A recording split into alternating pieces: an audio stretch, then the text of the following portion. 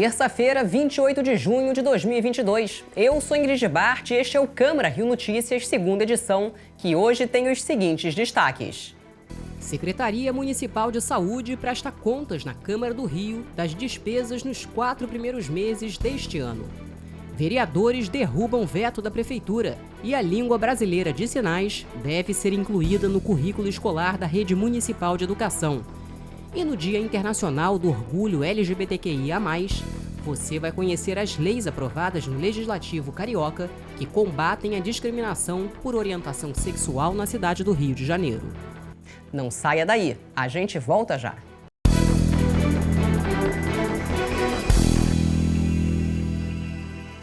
Boa noite. A gente começa esta edição falando da solenidade de entrega da medalha Pedro Ernesto, maior condecoração do município, ao vereador Eliel do Carmo.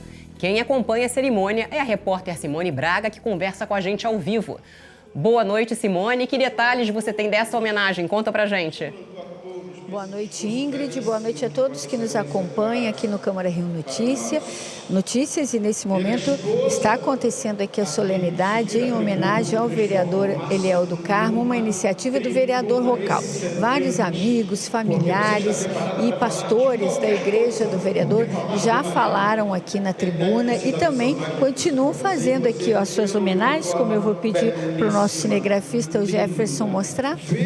Todos fazem grandes homenagens aqui ao vereador Eliel do Carmo, que tem 50 anos, nasceu na Zona Oeste, na Gardênia, região de Jacarepaguá, casado, é pai de 2 filhas, formado em Direito, há mais de 30 anos exerce a profissão de radialista.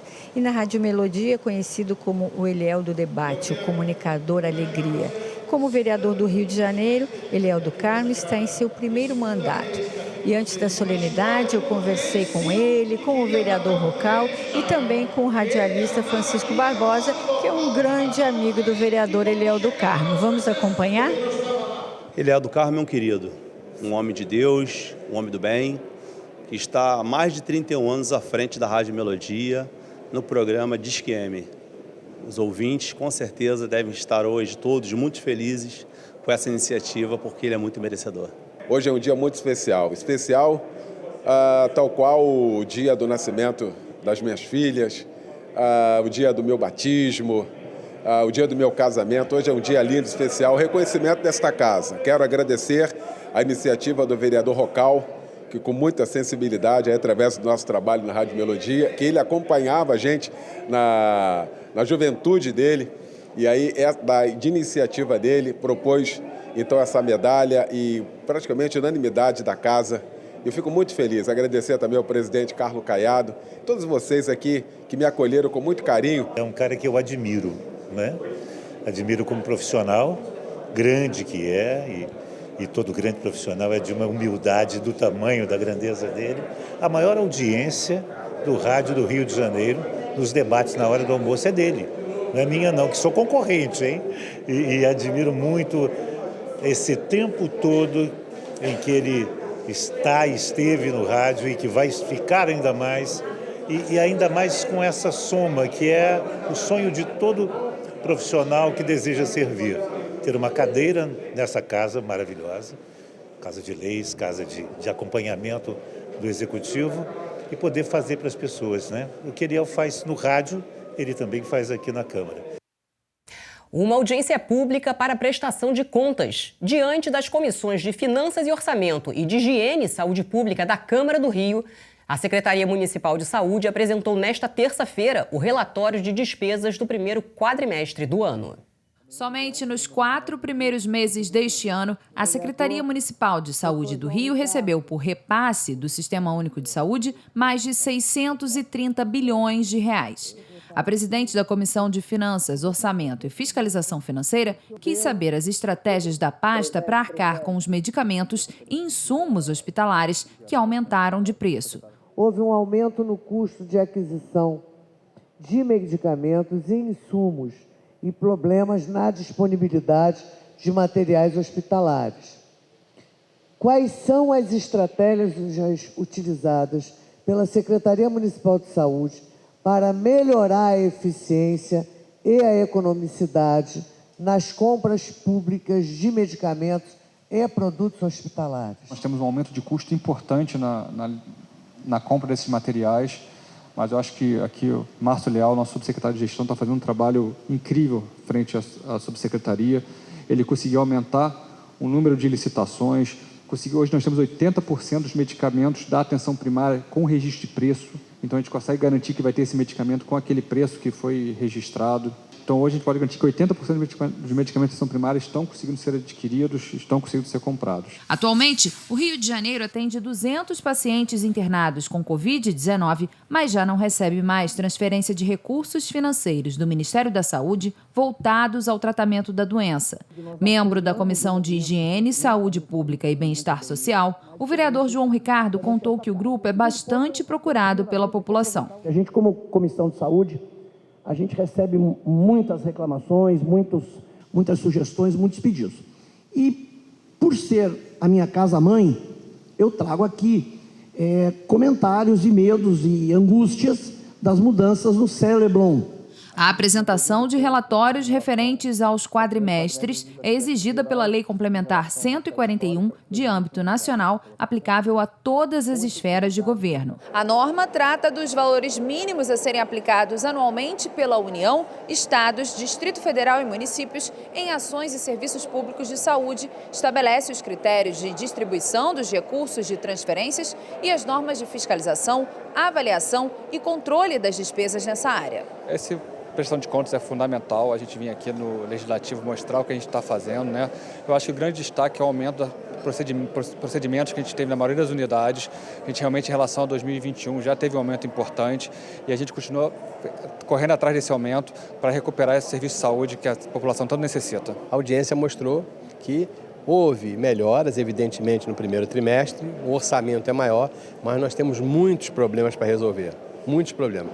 E quem sente é a população e nós estamos aqui para tentar ajudar, cobrar a resolução desses problemas. E a gente fala agora sobre a sessão plenária desta terça-feira, que foi marcada pela derrubada de vetos da Prefeitura do Rio. Uma das leis que vai ser promulgada em breve é a que inclui a língua brasileira de sinais no currículo escolar da Rede Municipal de Educação. No início da sessão, o parlamento derrubou vetos do Poder Executivo a projetos de lei já aprovados na Câmara. Entre os vetos rejeitados estão o projeto de autoria dos vereadores Zico, Felipe Michel, Rocal e Dr. Carlos Eduardo, que institui a inclusão da língua brasileira de sinais, Libras, no currículo escolar da Rede Municipal de Educação da cidade. O de autoria dos vereadores Alexandre Esquerdo e Dr. Gilberto, que determina o provimento de alimentação escolar adequada aos alunos portadores de estado ou em condição de saúde específica. E o de autoria do vereador Luiz Ramos Filho, que trata sobre as regras aplicáveis aos funcionários residentes nas escolas municipais. Era um absurdo. Os pais, para saírem da residência, eles tinham que combinar horário. Não poderiam ir em festa, não tiravam férias com criança especial. Então o projeto foi para garantir, né, o direito dessas pessoas. Os vereadores também derrubaram o veto do Executivo ao projeto que trata sobre as bases para a instituição de zonas livres de agrotóxicos no município do Rio até 2030. Durante a sessão, a vereadora Mônica Benício lembrou a importância do Dia Internacional do Orgulho LGBTQIA+, celebrado na data de 28 de junho. A orientação sexual não é escolha. Escolha é sentir orgulho de ser quem é. Escolha é sentir orgulho de ser uma vereadora sapatão num plenário tão hostil a nós. Isso é escolha. A gente sabe que sentir orgulho é um ato de resistência. A Câmara do Rio realizou um debate público hoje, pela manhã, para discutir a violência nas escolas do município do Rio. Um encontro foi proposto pelo vereador Felipe Boró. Participaram do encontro vereadores, representantes da Prefeitura, profissionais da saúde, da educação, da Defensoria Pública, da Polícia Militar e da sociedade civil. Na pauta, a violência dentro das unidades escolares da Rede Municipal de Ensino. Para o vereador Felipe Boró, é fundamental debater o tema com os órgãos públicos e setores da sociedade. Na realidade, a minha preocupação, são com dois casos que vêm acontecendo com muita frequência, em todo o município do Rio de Janeiro, principalmente na Zona Oeste, que é onde eu atuo muito, que são as violências dentro das escolas, tanto violências físicas quanto violências contra o patrimônio, que é o furto dentro das escolas, roubando equipamentos. Tem coisas que a gente acaba podendo, com debate público, propor ideias para evitar danos maiores como esse. O secretário municipal de Ordem Pública, Breno Carnevale, destacou que é fundamental trabalhar com planejamento. O município ele tem uma vocação, no que diz respeito à segurança pública, de prevenir, de colaborar com as polícias com a prevenção. E dentro desse contexto a gente lançou lá o CEP, que é o Conjunto de Estratégias de Prevenção. Nosso projeto piloto foi no Meier, justamente com esse foco na segurança de um perímetro urbano determinado. E nós, já no ano passado, havíamos nos reunido com a Secretaria de Educação para traçar o início do que seria o que o vereador Márcio Santos colocou aqui, um planejamento. A gerente de proteção escolar da Secretaria Municipal de Educação, Alessandra Gonçalves, disse que é preciso envolver as várias secretarias para tratar dos diversos tipos de violência. A gerência de proteção escolar é uma gerência que trabalha muito de modo intersetorial. A gente cuida de todos os casos de violências e violações de direitos contra crianças e adolescentes matriculados na rede municipal de ensino, além dos casos de infrequência, abandono e evasão escolar. E as violências também são formas de violar direitos de crianças e adolescentes matriculados na nossa rede. Já o presidente da Comissão de Educação da Câmara, que também participou do debate, falou que conhece bem a realidade das escolas públicas. A ronda escolar, a Guarda Municipal, não tem condições hoje de dar conta de todas as unidades escolares que nós temos. Na verdade, eu acho que logo depois daquele episódio, triste episódio em Realengo, já deveria ter um plano de ação nessas escolas. E você vai ver no próximo bloco. Câmara do Rio reforça a luta contra o preconceito no Dia Internacional do Orgulho LGBTQIA+.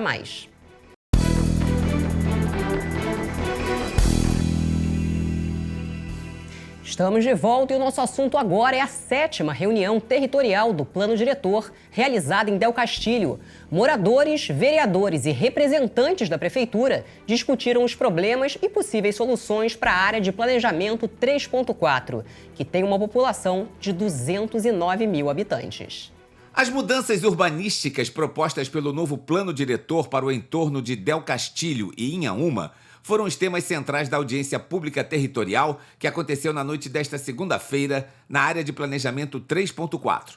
A região abrange 7 bairros, entre eles Higienópolis, Engenho da Rainha e Complexo do Alemão. Temos uma região muito próxima à linha de metrô, muito próxima à linha de trem, próximas a grandes vias, dos bairros da Zona Norte até consideravelmente próximo do centro. Então, dentro do que a gente sempre fala da P3, seria uma região com muito potencial, mas ao mesmo tempo, no real, é uma das regiões que tem as maiores dificuldades. Entre os pontos do projeto de lei está o aumento do potencial construtivo em áreas localizadas próximas a estações de transporte público de grande capacidade. Pela internet, o secretário municipal de Planejamento Urbano, Washington Fajardo, destacou o aumento do público na linha de metrô que corta a região. Um dado importante.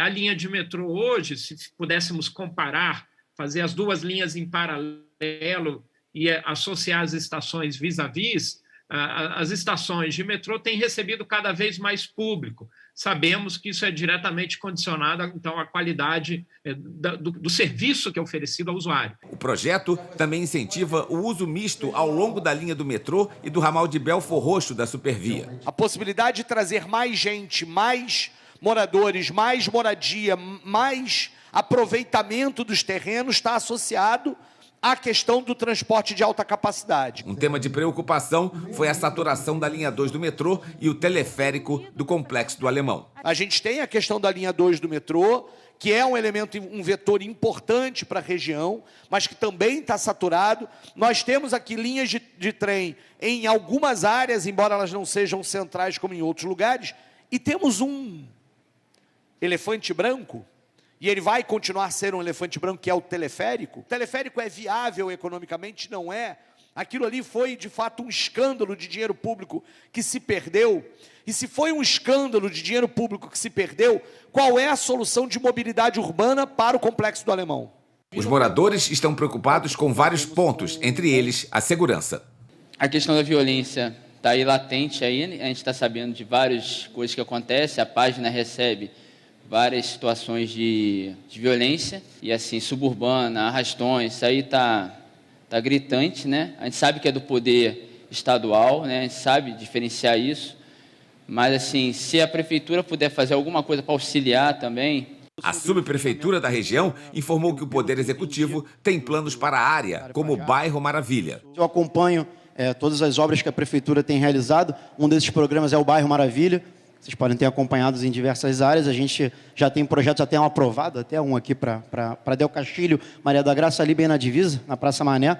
Já vai entrar uma área de infraestruturação ali, onde você troca toda a rede de esgoto, você troca toda a pavimentação da rua, calçada, justamente porque você tem tubos e canos que eram dos anos 40, 50, que não vão suportar novas construções e que hoje já entram nessa adaptação.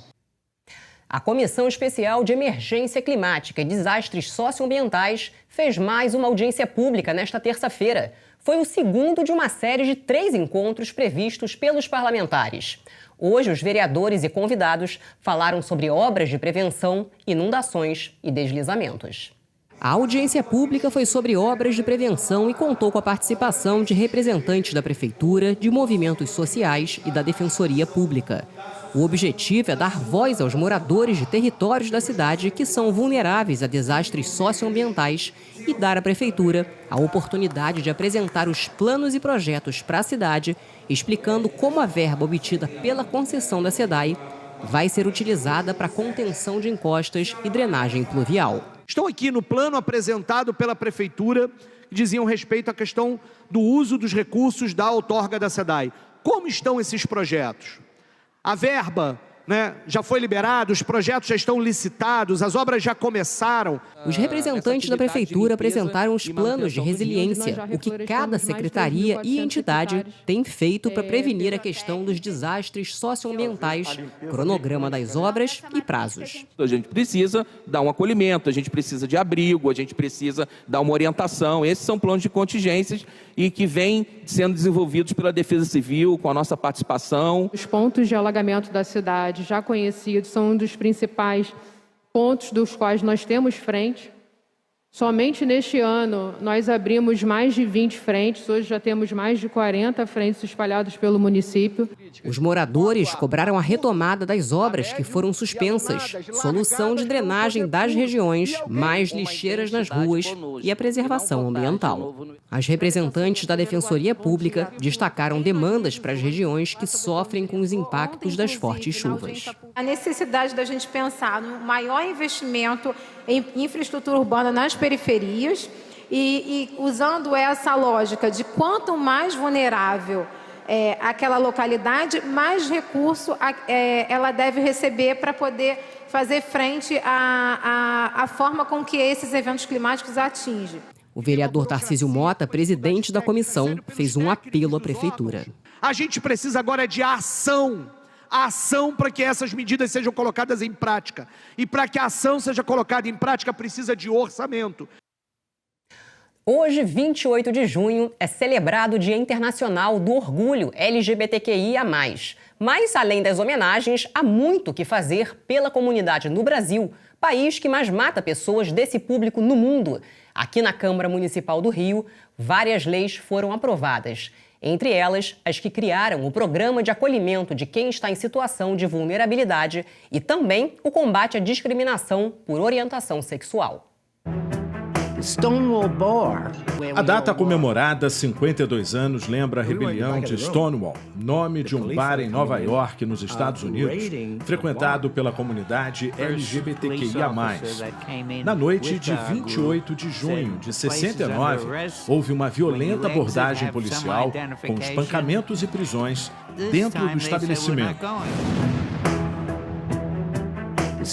Começaram então, em diversos pontos da cidade, milhares de protestos contra a repressão. A rebelião de Stonewall culminou na primeira marcha de orgulho gay, em 1970, e foi um marco para as discussões dos direitos da comunidade. O assessor parlamentar Rodrigo Veloso conta que sofre várias perseguições. perseguido. Eu fui perseguido aqui na Lapa por mais de 10 pessoas correndo e gritando o nosso nome, dizendo pega, pega, pega, né? Foi um episódio de tentativa de linchamento mesmo, né? A gente já sofreu agressão verbal incontáveis vezes, né? Eu não utilizo nas minhas redes nome, foto, não disponibilizo meu endereço para qualquer pessoa, não tenho o hábito de dizer onde eu moro.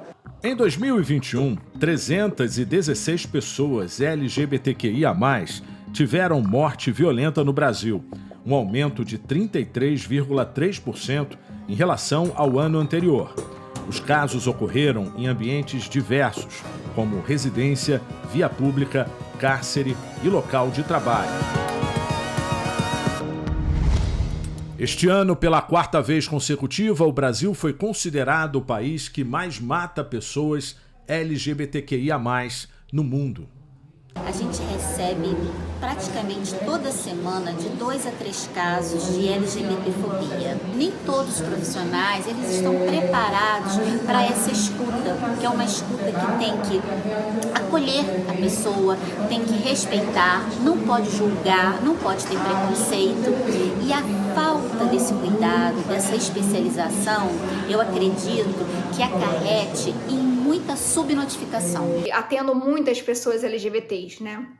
E essas pessoas LGBTs sofrem LGBTQIA+fobia diariamente, né? Sofrem o ano todo, né? Então falar sobre isso, falar sobre a saúde mental da população LGBTQIA+, é muito importante. Falar sobre isso o ano todo. Não basta afirmar que é contra a discriminação e preconceito. É preciso ter uma postura afirmativa, positiva, de se colocar, de não testemunhar uma discriminação e ficar quieta ou quieto. É preciso denunciar. Aqui na Câmara Municipal, várias leis foram aprovadas, entre elas a que prevê o programa de apoio e acolhimento de pessoas LGBTQIA+, em situação de violência e vulnerabilidade social. E a que estabelece medidas destinadas ao combate de toda e qualquer forma de discriminação por orientação sexual no município. A vereadora Tainá de Paula destaca outras ações importantes realizadas no Legislativo Carioca. A gente conseguiu protocolar aqui na Câmara de Vereadores um PL de minha autoria sobre protocolos e um sistema melhor, mais qualificado de denúncia no 1746 sobre a LGBTQI-fobia.